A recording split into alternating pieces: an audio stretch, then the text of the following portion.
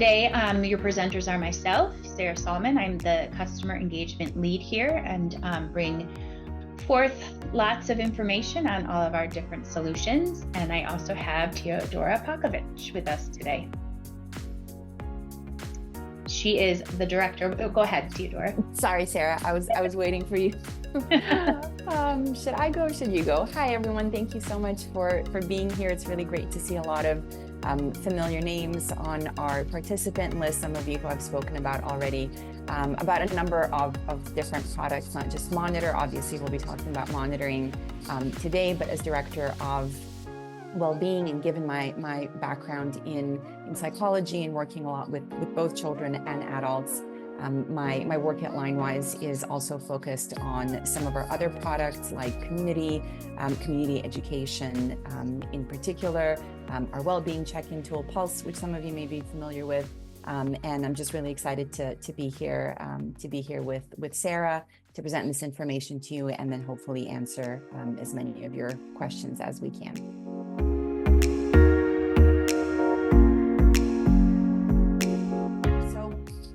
Before Sarah kind of gets into the weeds of how Monitor works, what that customer portal looks like, I just wanted to take a couple of minutes with a couple of these slides to give you sort of the bigger picture of not just the monitoring aspect of what we do here at Linewize, but really that sort of 360-degree view of students' online safety and digital well-being, and just share a little bit about kind of how we conceptualize that work that we do. And that really sits within this framework, our digital well-being framework, which consists of these three safety pillars. So typically we start from the prevention and enablement section. It's the first one we talk about. This is where our filter sits, classroom management tools as well. So we think of this as really that sort of first line of defense when it comes to keeping students safe online. And of course, here in the US, there is legislation around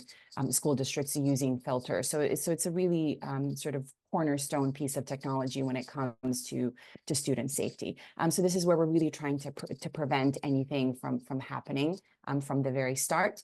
And then as we move into that early detection and intervention area, this is where we can assume that something has already happened online. A child may have been exposed to an online safety risk, and this is where the monitoring technology sits. I mentioned the Pulse Wellbeing check-in tool there as well. So that's that sort of second line of protection. And then finally, we have the education and engagement. I mentioned earlier that I'm involved with our community offering as well. So this is where we want to make sure that your families, so your parents, your students as well, and your staff are educated and informed around online safety topics. When it comes to that sort of early detection intervention section, when we zoom into student online monitoring, what we're really trying to do there is essentially look at online behavior. So evaluate the context of online behavior, understand why we're seeing the behavior that we're seeing.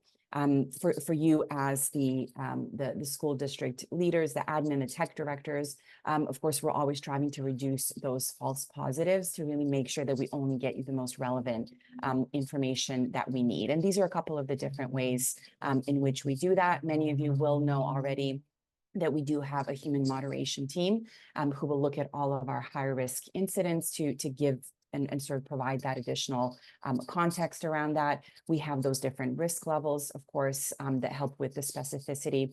And then we have those screenshots where we can also get a lot of sort of additional finer detail around the actual event that took place. An interesting sort of piece of information there when we're looking at cyberbullying, and there've been a few educational webinars that I've been doing with a few of our partner districts recently, which have been really interesting. There's a lot of really interesting data around cyberbullying, how it happens, where exactly it happens. And we know that most of it occurs sort of outside of some of the places where you would perhaps typically expect it to be. So with that keystroke activity, with that full screen visibility, you are able to get a lot more of sort of that added detail. So I'll pass it back over to Sarah, who is really going to show us a sort of a greater depth of how this online monitoring tool actually works.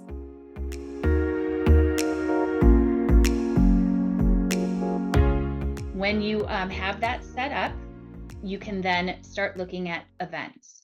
To do so, you would just click on the little box in order to press on one of these tabs at the top. I'll start always with the dashboard. The time frame can be changed based on what days you're taking a look at. And this is kind of an overview, just giving you how many events have happened during that time period for these 9 categories.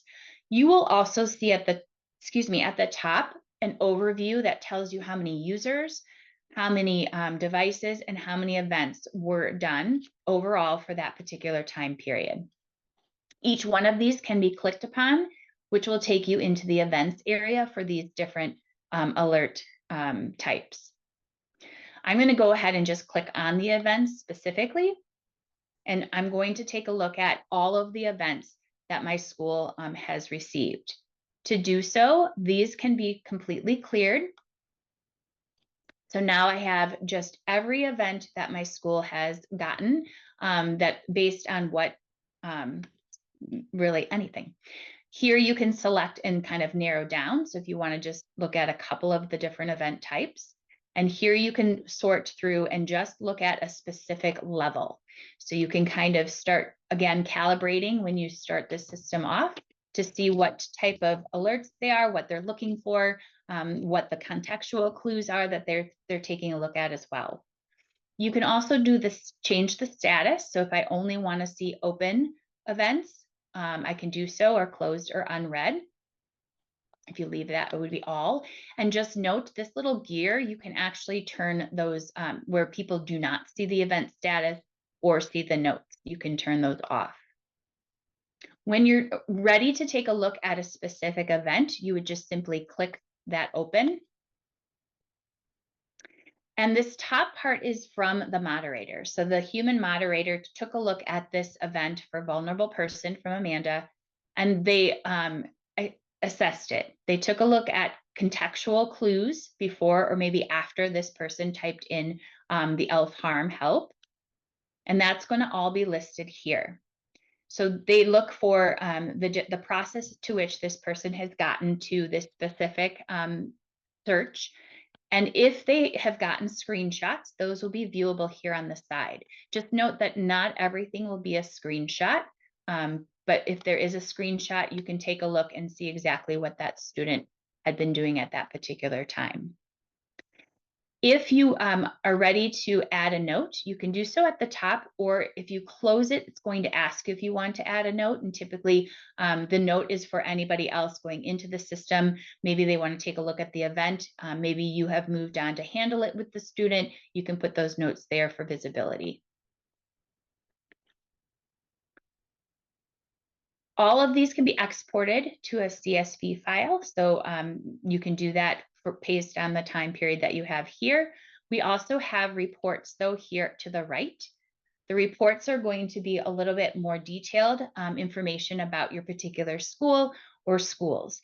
If you are assigned to one school, you will only see your school's information. If you are an administrator that is able to see more than one school, you will have the tenants view as well, which will compare the schools to each other. And I'll show you that in just a moment. Note that it will give you a time period here. So if you want to change that to the particular time period or custom, the ID is going to be the school. So I'm only assigned to this school. It'll be just that school. And then over here, you'll want to take a look. You've got a couple things where this is the reload button, and I had already loaded this earlier. The filters, so you can hide the filters. And then here you can just check that your time zone is set to your time zone. And then this is going to give me an overview for 30 days for this particular school. Some of the things that people specifically look at is events by time. So let me scroll down. Oftentimes seeing a trend of events of the hour by day or by week. This is a good piece of information to have because again, over time, you might start seeing trends on certain days of the week or certain time periods during the day that then you could kind of take a look at and think about what type of initiatives you can do to help and support the students at that time. Like I said, the tenants are going to be your schools. If you are assigned to more than one school, they will be listed here. It's just going to take a second to open up. And again, if you are listed with more than one school, you can kind of do some comparisons. So by level, by risk profile, events over time, and over time for the different types of events that were raised. And just note, if you do want more information than what you see here, you can contact your customer success manager, because we can pull information as well and do some comparisons, data, and send that to you as well. Back to the events, I just want to note that not all level 5s are going to be a call to you.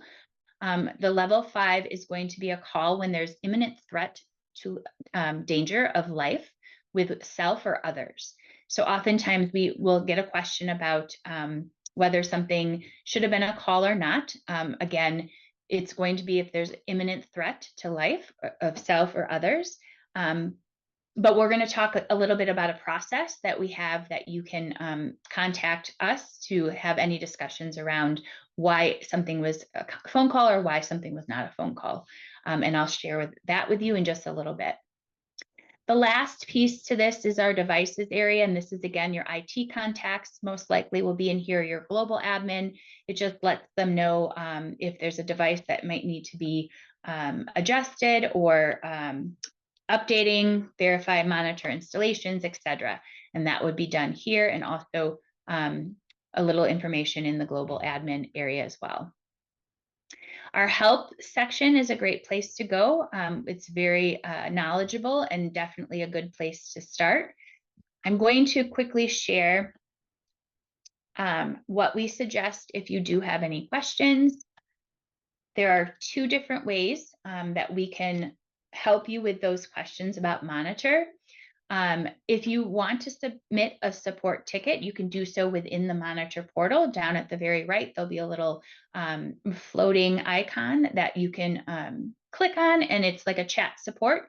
So here are some of the reasons you might do that. If an event captured was given a specific category or level that you're not sure of, you can definitely reach out to us for that. If there's technical concerns, if you're an IT admin, you can definitely use that for that as well. And then if you want to reach out to your CS rep because you need maybe a little bit more information on training, there's some other reasons that you could call them for. Maybe you want a little cleanup of your safeguarding contacts or a little bit of help kind of organizing them. Your CS rep can definitely get you in touch with someone to help you do that.